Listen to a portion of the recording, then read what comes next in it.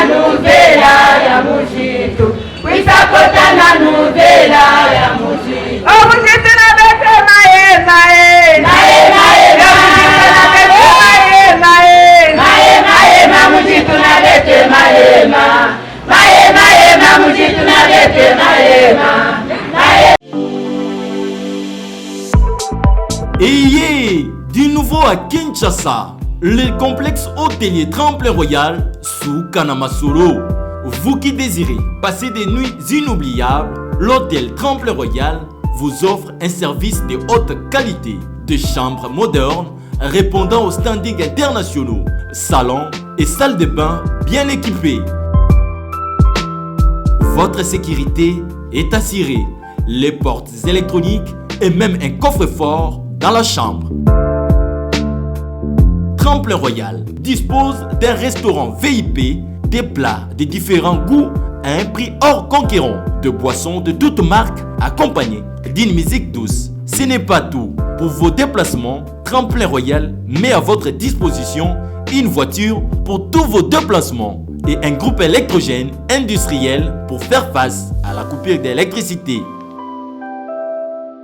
Pour vos cérémonies de mariage, de collations, spectacles et autres événements, Tremplin Royal met à votre disposition une salle de fête de 300 places avec un décor de couleurs selon votre choix. Nous sommes situés au numéro 23 de l'avenue Aérodrome dans la commune de Barumbu, référence stade municipal de Barumbu. Pour tout contact, appelez-nous au 081 570 78 00 09 98 55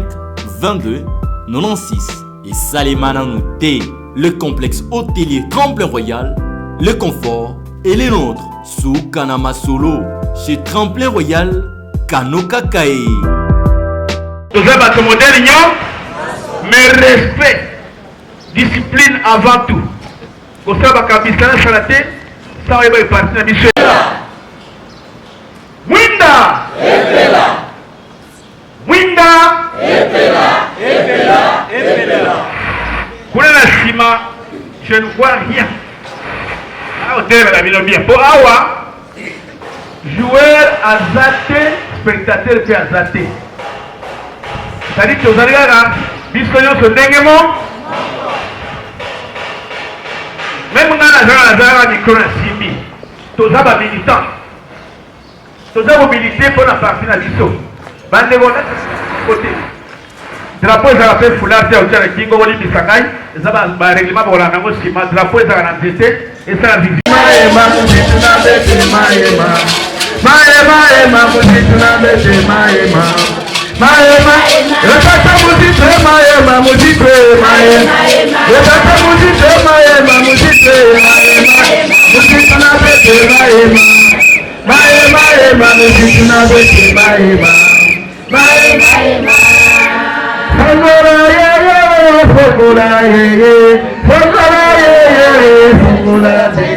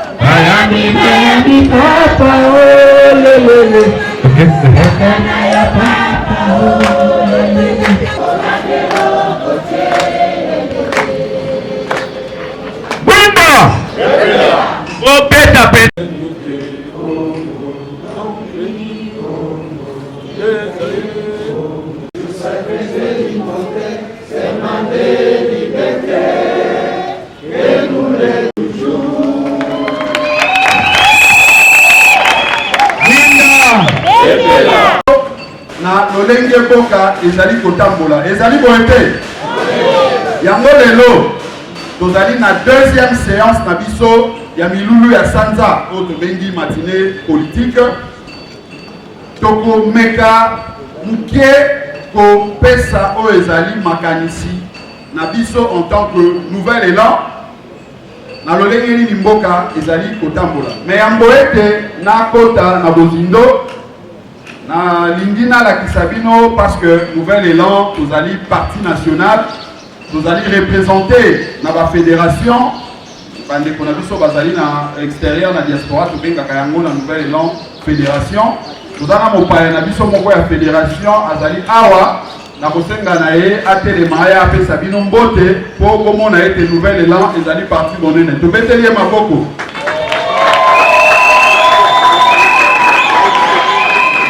Azali représentant ya nouvelle élan na États-Unis, fédération ya États-Unis à Kovamaloba. Attends-moi 1-2 minutes à Solana Bino Kokomon a été tous allés sur le parti monene, professeur. Mwinda! Ya solongai na kombo na ngai ezali Soumei Bongesa Jean-Paul, naza philosophe africain.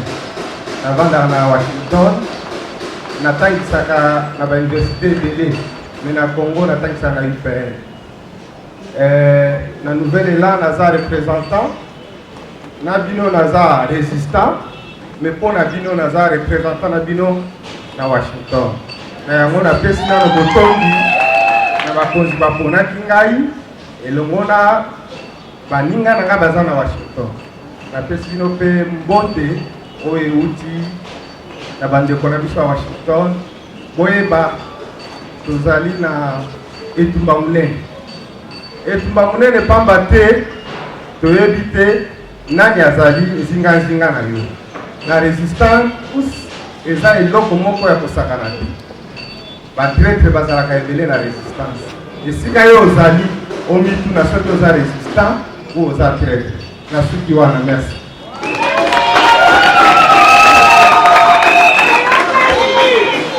Merci chers camarades. Nabanza ete professeur azali na makambo ebele asolana biso mais alengelaki mingi mpona bacadre na milulu kokosala réunion ya exécutif na biso tokomeka koéchange na ye po tokabola mwa makasi mingi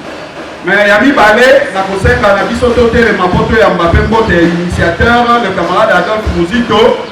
atindeli bino nyonso mbote tobeteli ye maboko mpona kolakisa solo ete toyambi mbote wana. Merci mingi chers camarades. Donc on met la mingi lelo. Merci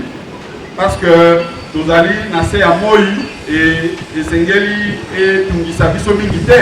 parce que nous allons pas résistants. Nous avons résisté même dans Moi. Ils ont été. Il faut que ça solo été. Nous avons résisté qui nous na Moi parce que Moi ceux qui est bimi ils ont allé ça solo été. Nous allons pas tout oyo. Nous allons faire face na union surtout ya mabe ils ont ya na mboka la mais ndenge nalobaki lelo tozopesa situation to position ya parti politique na biso par rapport ya situation politique ndenge ezali kotambola biso banso toyebi ete lelo oyo ndeko Tshilombo na partenaire na ye bazwaki mboka na confiscation na nsima ya maponami ya 2018 mais soki otali ndenge mboka yango ezali kotambola lelo oyo komona solo ete maetolobaki yango oyo ezali korattrape biso nyonso mais avantage oyo biso tozali na yango en tant que résistant en tant que baye tomonaki na mosika ete eloko ya moyibi eprofitaka na moto te eloko oyo nyonso tu ozwi yango na nzela ya mayuya na nzela ya mabe suka na yango ezalaka swat osanza yango soki oliaki yango suka na yango esengeli osanza parce que oliaki yango na moto bapesaki yango na ndenge esengeli te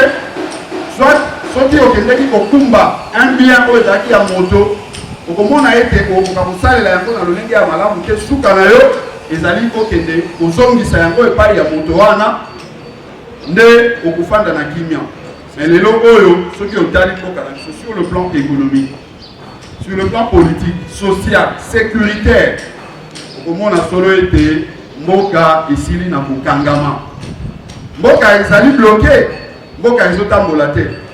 nyonso wana ezali conséquence ya bokambi oyo ya mayuya bokambi oyo bandeko wana bazwaki yango na miso makasi sans que bazwa oyo ezali bongo ndingisa oyo ya peuple na biso oyo tobengi mokonzi peuple azali souverain biso awa na nouvelle élan tolobaka ete peuple azali alpha pe omega ndenge bachrétien tolobaka ete Nzambe azali alpha omega na démocratie biso na Nouvelle-Zélande tolobaka ete peuple nde alpha pe omega. Yango ete okota na bokambi esengeli kotuna ndingisa ya peuple, esengeli kozwa oyo ezali accord, aval, volonté ya peuple. Pe soki peuple akotisi yo na bokambi olingi obanda kokamba otalisi ye lolenge nini olingi okamba oye na programme otuni peuple andimi yango to aboyi po ete oyeba na kokamba selon volonté na ye. Pouvoir au peuple, pouvoir au peuple, pouvoir au peuple, pouvoir au peuple, au peuple, au peuple. Merci mingi. Mais le loyo biso banso na banza ete toza convaincu même ba oyo bazaki mwa ko douter bande ko yanga mo mususu bazaki komi consoler balobi bon soki penza ya solo la muka moto azwaki kokambi yango na ndenge ya solo esengelaki abimisa bato na balabala mais lokola bato babima na balabala te c'est que biso kaka moto tozwa bokambi. Mais lelo ntango bazotala lolenge baza kochemine na pouvoir wana ndenge baza koavance na pouvoir ya mabe oyo baza na yango na maboko bazo comprendre solo ete la muka eloko ya motuya oyo ezali na kati na biso ezali respect ya volonté ya peuple. Soki peuple abimaki na balabala te balider na biso balingaki te kopesa mot d'ordre na sens ya kobimisa peuple na balabala, c'est parce que balider ya la muka lelo oyo le camarade initiateur ya Nouvelle-Zélande Adolphe Muzito na président élu le camarade Martin Fayulu Madidi batosaka peuple balobi esengeli kosala oyo ezali volonté ya peuple. Peuple ayebisaki biso alobi bokambi nyonso oyo esengeli tozwa na mboka na biso esengeli te tokota na yango na nzela ya mandoki, esengeli te tozwa bokambi oyo eza na makila, esengeli tozwa bokambi oyo euti epai na ye moko mokonzi peuple. Bokambi esengeli tozwa esengeli ezala oyo euti na ba urne, mais lokola bango babuki urne bafabrike résultat oyo ya bango bautilize bazuzi oyo ya bango na cour constitutionnelle po ete bandimela bango biso tolobaki kobelese vérité moto ekondimela biso yango peuple andimaki ete totambola na nzela wana sans que tokende na nzela oyo ya brutalité ya manduki ya makila po ete tozongisa peuple na esika na ye to réhabilité peuple na souveraineté na ye po ete ayebana kodeside nde peuple ayaki kopesa biso likanisi ya kokende na nzela oyo tolobi ya bareforme.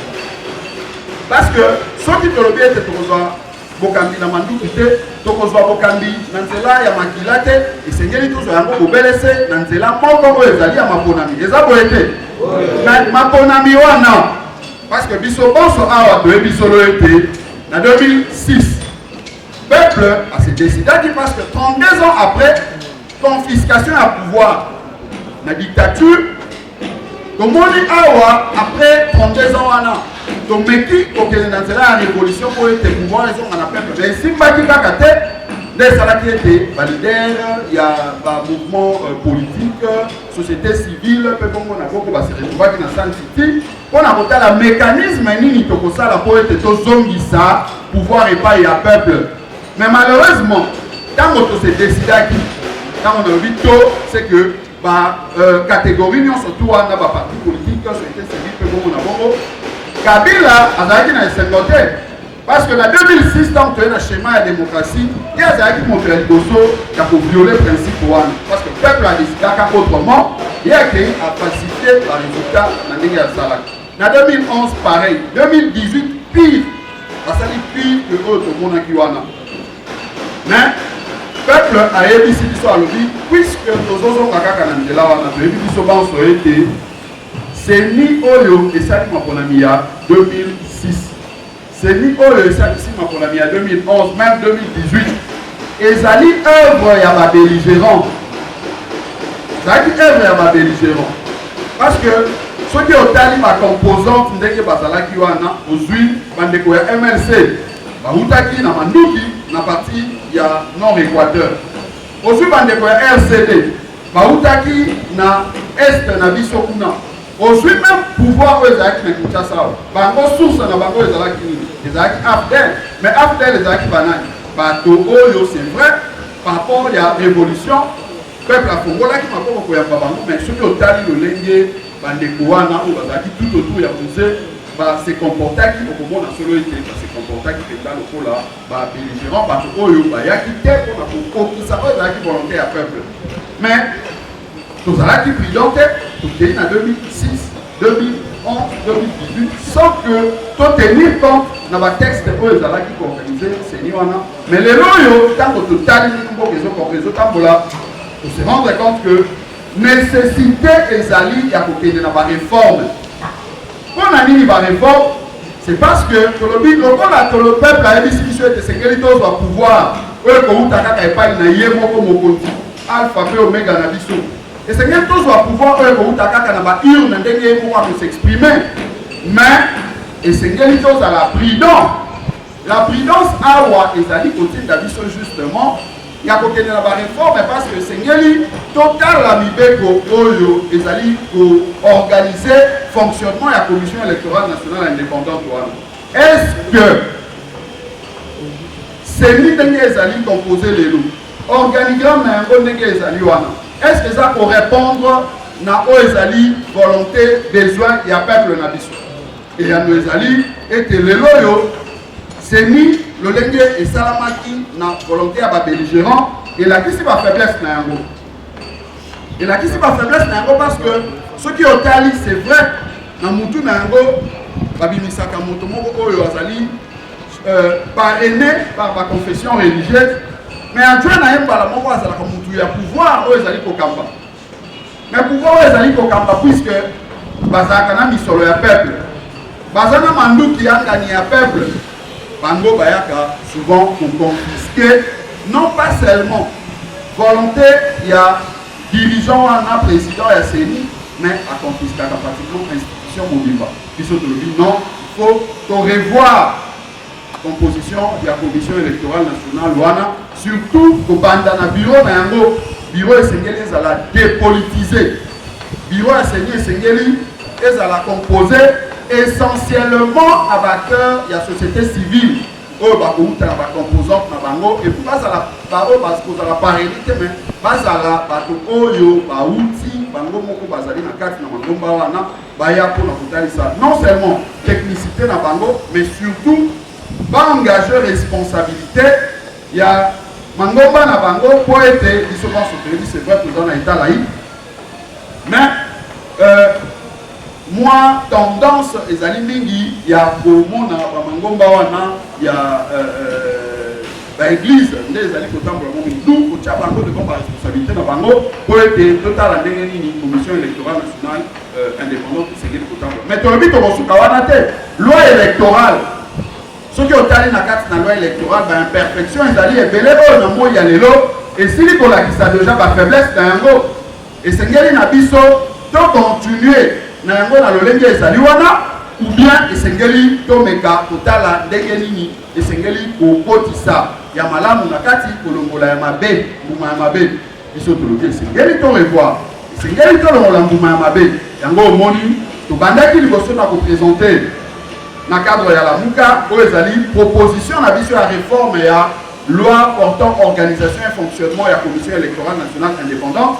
mais na poso oyo tozali kobanda na mikolo mibale awa tokoya na présentation lisusu ya loi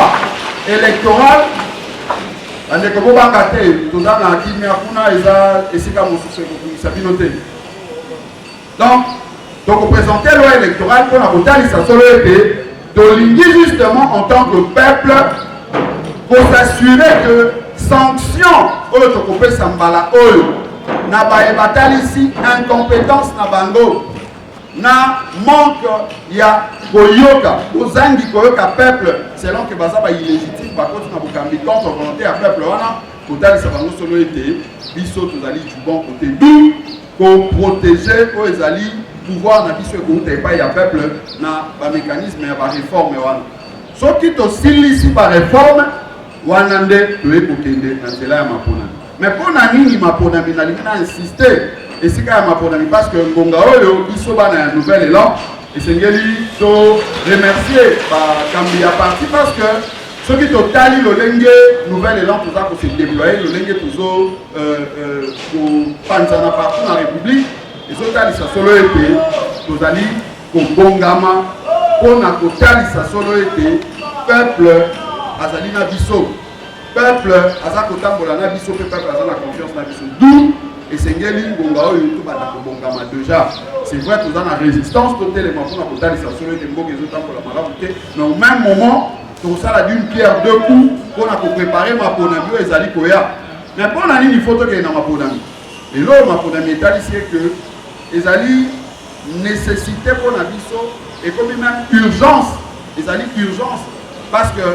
incompétence ya bazali kokamba lelo et l'équipe de l'eau. Bakokaki même kozwa excuse ya peuple koloba ete c'est vrai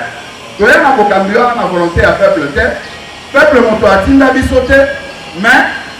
tolakisa bango ata le contraire, toprouve bango que na misala tolenge tokosala alimbisa biso po ete ntango tokozonga maponami ya nsima ameka peut-être kolimbisa po apesa biso esika. Mais soki otali lelo ndenge bazokende wana peuple na oyo ya bango moko bato basili kosanza bango. Pourquoi? Parce que na basecteur nyonso tu ya mboka ndenge natalisaki sur le plan social otuni lelo oyo bato ya IDPS, est-ce que na kati na assemblée na bango wana oyo biso tolobi ezali illégitime bazalaka mpenza na badepute oyo bayebaka kosala mibeko otali na bagouvernement na bango oyo bazali kotia wana ya mayuya bazali mpenza na baministre oyo bayebi lolenge nini basecteur oyo bapesa bango wana esengeli kotambola na banza ete eyano yango wana tosili na kopesa du biso esengeli na moi ya lelo toyeba deja que ntango tozotelemela bato wana mpona kolakisa solo ete baza baillégitime baza bato batosaka peuple te tomibongisa mpe na terrain tomibongisa mpona koloba ete lokola peuple alingi tokende na nzela oyo ezali ya maponami esengeli biso na moi ya lelo toya kotalisa peuple solo ete tolingi baélection parce que yango nde ezali seul moyen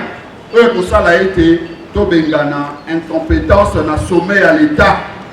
tobengana incompétence oyo ezali kosala ete na Beni parti est mobimba ya Congo bandeko na biso bakobana kokufa. Et soki otali malgré bandeko na biso bazokoba kokufa mpona incompétence na bango, mais bango moko bazali wana bamitia na makasi banganzama na kiti yangani ya peuple basesusiaka te etungisaka bango te. Au contraire, omona bango wana bazali kozwa bapepo bazokende mibembo bazokende kolakisa biso ndenge bango bayebi kolia aussi longtemps biso peuple awa tozokufa na nzala. Eza préoccupation na bango maponani. Soki otali bainfrastructure na mboka na biso, otali lotili, otali mai, otali banzela, parce que na ba province na biso namoni bandeko ya Kwango bazali awa, bandeko ya ba province mosusu Équateur namoni bazali kuna, okomona que misala batata ba mama bilenge bandeko bazosala misala ya milona bazali kotravailler na ndenge ya makasi,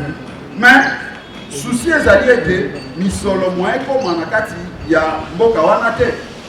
ekoma na kati na ba province na bango te. Pourquoi? Parce que banzela ezali te,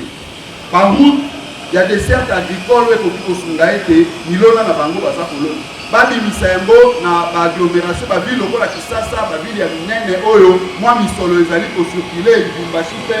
bongo na bongo po ete bato bayeba kosomba bango mpe bazwa mwa misolo mpona kobika. okomona ete banzela wana ezali te biloko eza kokolela bango kuna. Yango nde ekosenga biso tokende na lombangu tobongama po ete maponami na 2023 et bala kosalema po ete peuple azwa badirigeant na ye oyo akotia selon volonté na ye, mais na yango esengeli bareforme eprécédé yango pamba te yango nde kozala lokola garde-fou oyo biso peuple tokotia mpona koyeba koempêche baillégitime bato oyo bamesana na kokota na bokambi na nzela ya fenêtre bazwa lisusu nzela te bazwa nzela te mais bakutana plutôt na barrière au biso peuple tokotia liboso na bango eza boye te mwinda mais nalingi peut-être na kita lisusu na mwa actualité moko moke oyo lelo oyo bato nyonso bazomituna mais gouvernement oyo ya bango c'est vrai tolobi biso makambo oyo tu bazosala kuna en réalité etali biso te mais soki tozofongolela yango quand même biso parce que loyebi ete misolo oyo ezotambola wana eza misolo ya bango te eza misolo ya tata to ya mama ya bato baza baillégitime te eza misolo ya ngana yo biso barésistant awa parce que nde tofandi awa tofutaka vignette eza boye te tofutaka bairel tofutaka oyo ezali bapatente mpe bataxe ya ndenge na ndenge biso tozali awa bamama bahyper merci mais bandeko wana oyo baza baillégitime bazogere na misolo na biso contre volonté na biso mpe olie bagere yango na kini bazogere yango mabe tala lelo ndakisa balobaki non voilà basali majorité na bango bakobimisa premier ministre na bango parce que bazalaki kobloke bango epai ya moninga na bango mosusu wana lelo oyo soki otali uta babimisa soi-disant majorité yango na bango baza toujours incapable ya kosala oyo ezali volonté ya peuple baza toujours incapable ya kogere misolo oyo yakali ya peuple na moi ya lelo est-ce que boyebi ete tozali na deux premiers ministres oyo bazali kopanza misolo na biso peuple est-ce que toyebi yango na moi bilenge boza ya kolala bamaster est-ce que boyebi ke toza na bapremier ministre mibale oyo bazolia misolo na biso peuple contre volonté na biso me ndenge nini totika bango bako bakopanza misolo na biso bongo te kokule umela te esengeli tozwela bango mokano ngonga oyo misolo wana pendant ke biso tozobule bango bazolala na hôtel du fleuve na ba $8500 de jour ngana yo incapable ya kofuta studio ya $50. Est-ce que c'est normal? Mais pour nani biso bilenge er moko tozolinga kobule le kakate kobule le kakate yango moni na koprofite déjà awa na parenthèse mpona kobaye ke toza na résistance bandeko tokongama déjà parce que tokobanda baaction ya terrain mpona kotalisa solo ete bato oyo bakoki kokoba kozoba biso te Kabila na moninga na ye Chilombo basenge bakoki kokontinue kozoba biso te eza boye te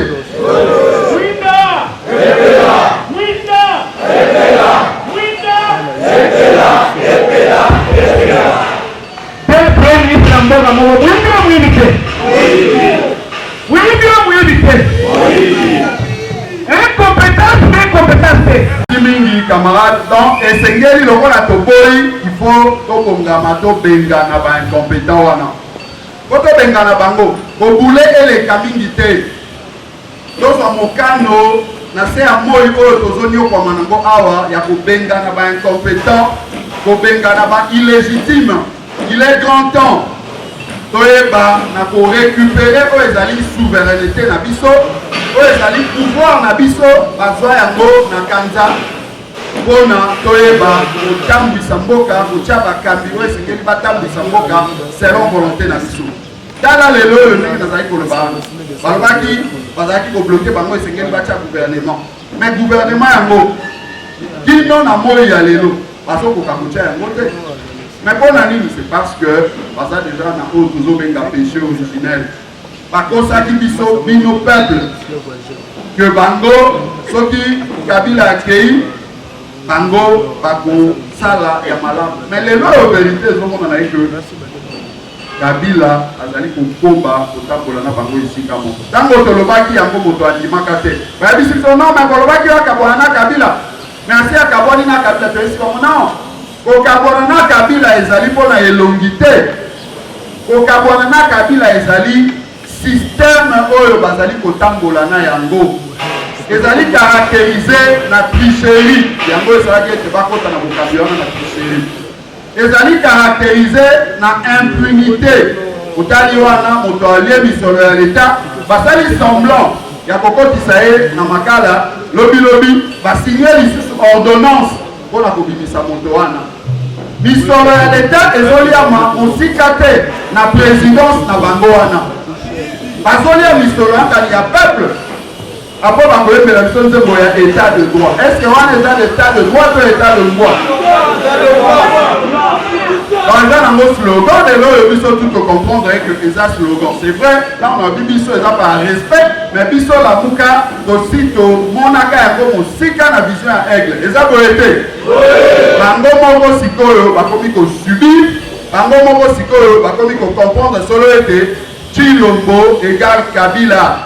Kana lobaka ete bazali kosala oyo tobenga na lopoto le néo-kabilisme.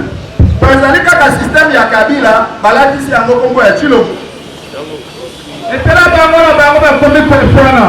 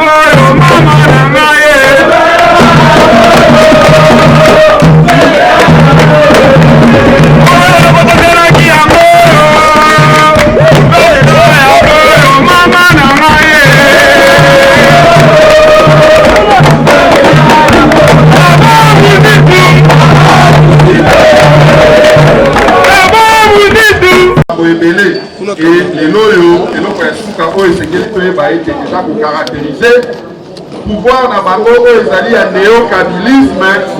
ezali logique ya dédoublement. On a dit na évoqué caractéristique wana ya suka ya dédoublement. C'est parce que tout le monde a qui yango na avant ete basakisa pouvoir na bango FCC cash Kabila tango azalaki ye moko na FCC a dédoublaki baparti ebele na kotanga bakombo na bango te awa mpona sala publicité na bango te.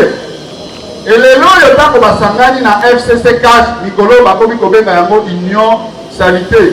Bon, bandeko babengaka yango bongo baye na même logique wana tozomona yango wapi na ye kokota na kati na lamuka. Omoni bandeko balider oyo mosusu babandaka na biso basili kopesa biso bikongo bakei d'ailleurs bazowelela même baposte kuna oyoki mikolo guerre ekomi do mbwa sui mbwa entre bango balobaki ete bakei babongisa makambo me bakomi bango na bango kopingana koswana bitumba mpona nini intérêt na bango eza mabumbu na bango baposte esengeli bazwa enon par ya peuple. Mais au lieu d'assumer que tout le monde qui va les gars non, balobi il faut bala qui ça solo été, ça pensa pas disciple ya Kabila. Bala qui ça que ça pensa pas toyo, parce que ça le néo-kabilisme. Et sengeli baluka ko dédoubler la muka. Parce que les loyo opinion surtout a été le 10 au Ezoyawa. Initiateur la nouvelle et là on va Kambia la muka. Mais ce qui est bandeko oyo baza na kati na lingomba na bango ekomi lelo union na bango wana bazoto bakoloba que bazali la muka. Donc comprendre na mokuse que ezali ba même stratégie, ba même mécanisme, ba même en tout cas outil au Kabila salelaki pour détruire mboka. Pour détruire politique ya mboka na biso parce que politique ba parti politique ezali na importance makasi na kati na démocratie. Mais ce que omoni moto akoti na bokambi quelle que soit manière wa koki kokote là abandi ko luka ko créer ba dédoublement ba parti politique abandi ko créer ba débauchage pe bongo na bongo c'est que asa moto yo ayebi ete pouvoir na euti pa ya peuple te asa moto yo ayebi ete baye bazali tout autour na ye baza ba incompétent tout il faut à déstabiliser démocratie pour être lié à régner na kati ya dictature na ye. Mais awa toza ko insister on a koloba solo ete esengeli mokolo ya poso ezali koya to panza sango ndenge tokozonga awa militants et militants chers camarades cadre ya parti koyebisa bandeko basympathisant bana ya Kongo nyonso tout solo ete lamuka lokola balider na biso batikali kaka bango mibale mwana mboka Martin Fayulu na mwana mboka Adolphe Mozito lelo oyo moto azali coordonnateur ya lamuka ezali mwana mboka Martin Fayulu. Mais le 10 avril totikali na poso moko mokolo ya poso ekoya kuna ezali mwana mboka Adolphe Mozito initiateur ya nouvelle élande ya kozwa bokambi ya lamuka baoyo bazali koluka kocreye confusion. Adolphe Mozito Adolphe Mozito Adolphe Mozito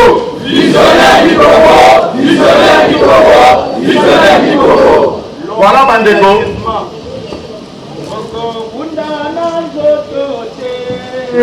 Toko budana molimo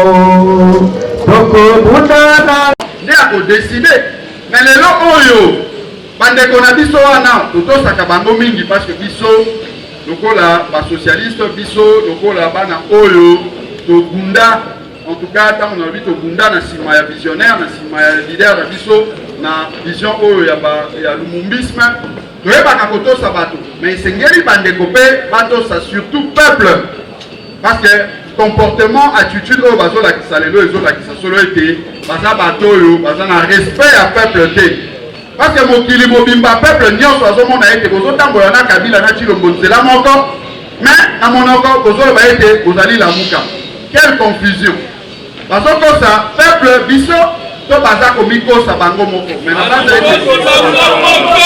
voilà et ano yango wana ezake baza komikosa bango moko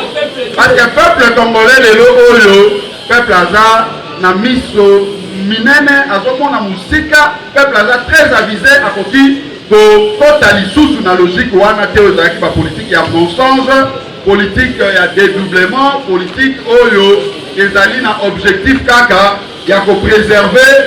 mabenga na mabumu ya balider songolo peuple aza lisusu na logique wana te. Voilà chers camarades ya motuya oyo tolingaki kokabola mpenza na biso yango wana ezali échange ezali matinée oyo ezali mpona biso bamilitante militante esengeli moto nyonso to ayeba kopesa makanisi na ye mais awa nalingi kosukisa mpona kosenga na biso parce que message ya motuya tolingaki koloba yango wana ya keto se prépare mpona maponami oyo ezali koya mais maponami yango il faut to exige te bareforme esengeli esalema mais bareforme wana elobi ekosalema na lolenge bango bazolinga komemela biso na yango te balobi bamema réforme na kati na parlement biso bana lamuka biso bana nouvelle élan surtout tolobi tozali prêté ya koaccompagner bango na logique oyo ya réforme na kati na parlement na bango oyo eza composé na bato oyo baponama na peuple te omoni entre bango wana déjà bitumba ekomi bakweyisa moto oyo baponaki mokolo oyo bakweyisa donc baza na kati na mbutu moko oyo ezotalisa solo ete baza bato oyo balia biloko oyo ebela te balia biloko oyo peuple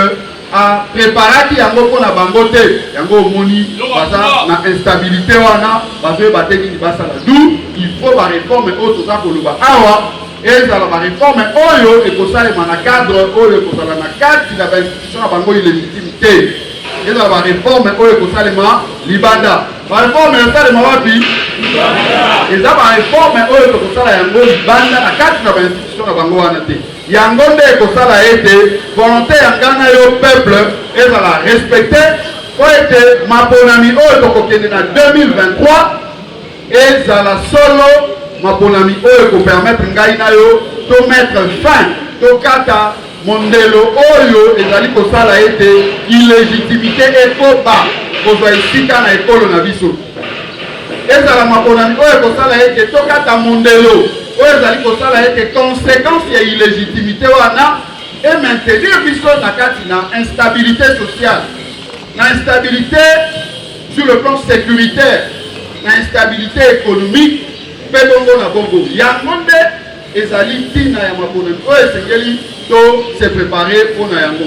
mais pour la construction ça président esengeli azwa pe maloba na koloba mkeboye pour na ba responsable ya ba entité de base na biso était mikolo mizali koya esengeli to se préparer parce que tozali ko banda oyo ezali ba tourner ya ba district tozobenga ba district mais biso na nouvelle élan tobenga ngo ba province nouvelle élan toko banda ba tourner toko banda yango liboso na province oyo ya Funa bande ko babenga kango district ya Funa mais biso na nouvelle élan tobengi yango province ya Funa toko kende na ba province ya Changu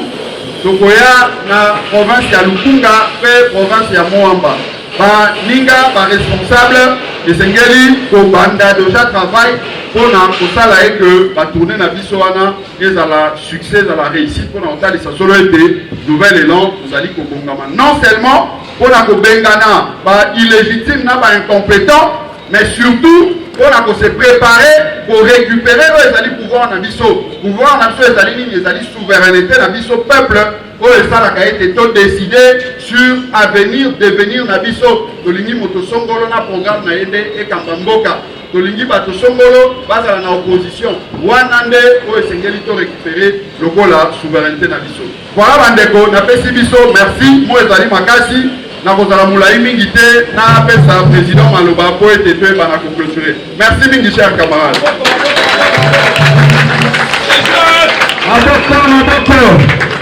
Adolphe Muzito. Adolphe Muzito. Adolphe Muzito Fumumba.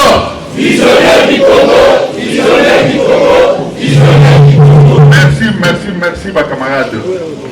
N'a pas la moulaïté pour CG Alobi l'essentiel, mais ngai na kozoka kaka na kobeta sete na likambo Italie ma ponami. O Italie ba élection. Pour ezali kama mutuya. O Italie ba élection biso na nouvel élan tozwango lokola slogan te mais c'est une réalité ezali combat pour na biso comment te na lobaki na matinée o eleki que nouvel élan ezali parti oyo atako leader na biso akemba bandal politique kala ndenge toyebi yango mais nouvel élan en tant que parti politique Tobandi Kaka en 2019, il a dit que ma pandémie en 2018 est concernée Bisso. Bisso, il faut tout mitengela pour la élection en 2023. Il y a un leader déjà à Komatiango dans la tribune. Tout ce fait que Sambo, Yasenko, Landaki, Dengue leader à Komati Yango que 2023, Oyo Ezali, ligne rouge, Oyo Tokoki Koleka. Jamais Koleka.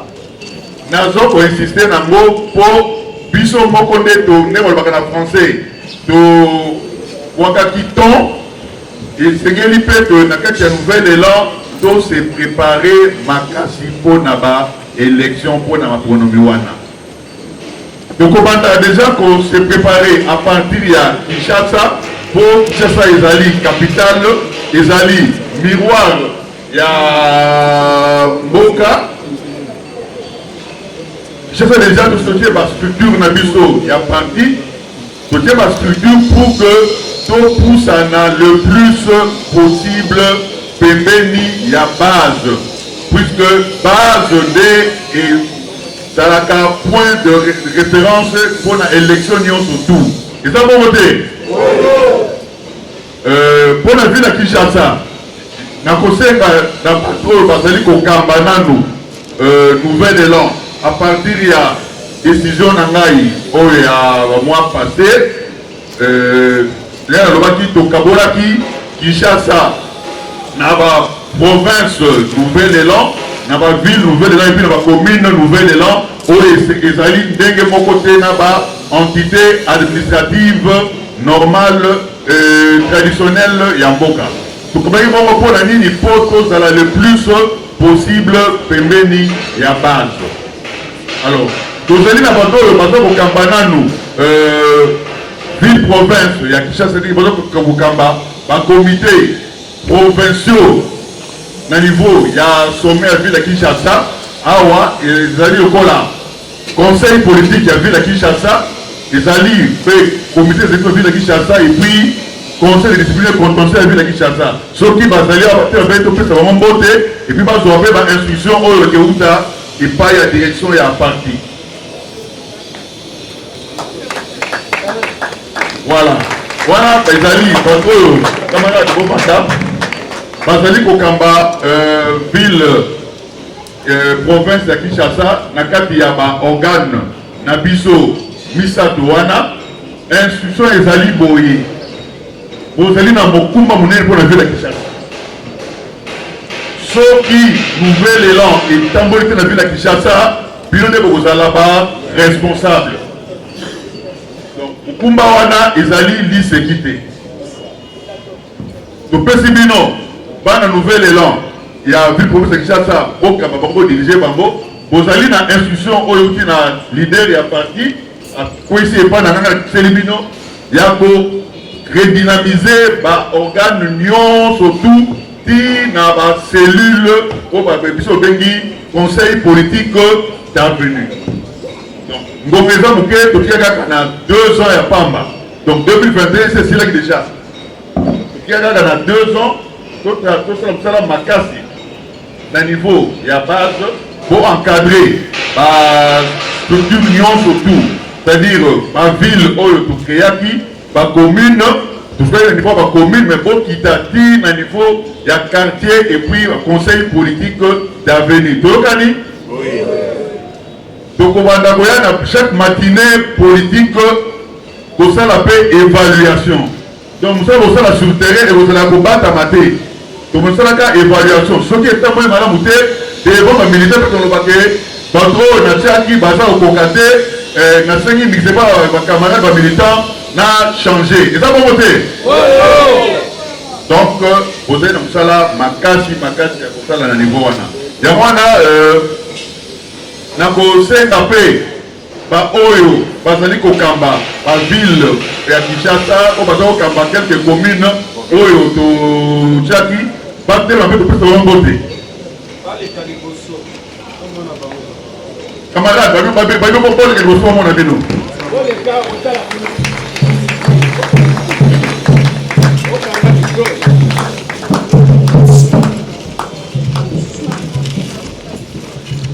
donc président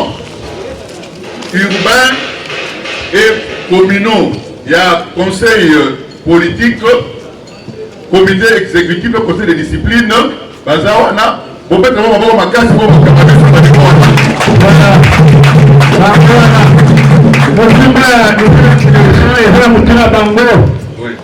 mokumba makasi eza mutuna bango. Merci camarade botalanga koto bofakikingo na bino ndenge nalobi mpo na bakambi oyo bazokamba bino na niveau ya province bino mpe bozala mosala makasi ya kosunga bango bokotosa bango na bamide oso bakopesa bino mpo ekouta epai na biso direction ya parti nakolinga te ke mosala oyo bosala sur terrain ezala na koyimayima ezala na koswana mais nalingi ke ndenge bosala mosala na terrain bozala na boyokani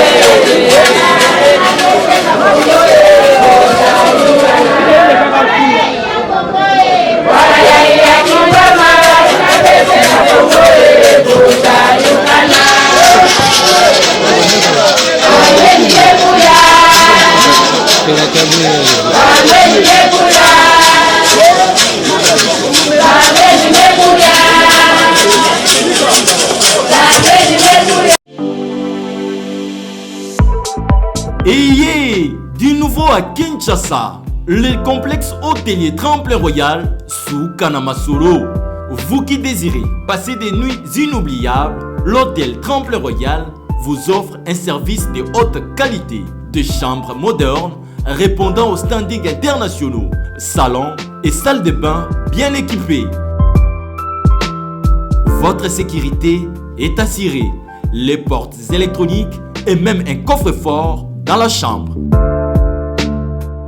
Tremplin Royal dispose d'un restaurant VIP, des plats de différents goûts à un prix hors conquérant, de boissons de toutes marques accompagnées d'une musique douce. Ce n'est pas tout. Pour vos déplacements, Tremplin Royal met à votre disposition une voiture pour tous vos déplacements et un groupe électrogène industriel pour faire face à la coupure d'électricité. Pour vos cérémonies de mariage, de collations, spectacles et autres événements, Tremplin Royal met à votre disposition une salle de fête de 300 places avec un décor de couleurs selon votre choix. Nous sommes situés au numéro 23 de l'avenue Aérodrome dans la commune de Barumbu, référence stade municipal de Barumbu. Pour tout contact, appelez-nous au 081 570 78 00 09 98 55 22 96 et Salimana Nouté, le complexe hôtelier Tremplin Royal, le confort et les nôtres sous Kanama Solo chez Tremplin Royal Kanoka Kae.